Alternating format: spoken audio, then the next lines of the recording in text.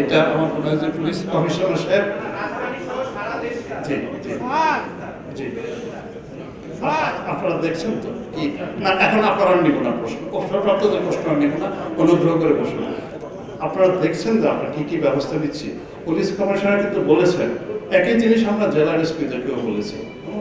এটার জন্য আমাদের কাছে তো ওইভাবে ম্যাজিক নেই, এবং আপনারা জানেন যে কি অবস্থা থেকে পুলিশ থেকে উঠে এসে আমরা কাজ করতে হচ্ছে।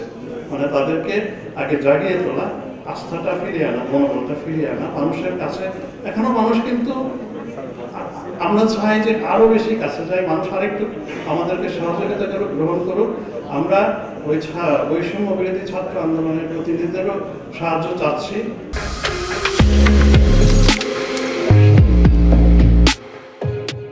তারা যেন আমাদেরকে সাথে নিয়ে কমিউনিটির কাছে আরেকটু প্রচেষ্টা ওনারা নিয়ে যেতে। আমি মনে করি যে এইটা ছাড়া আমাদের ওইভাবে ক্রাইম এককভাবে আমরা we cannot fight it out. আমরা চেষ্টা করছি। Thank you very much. আপনাদের সবাইকে ধন্যবাদ।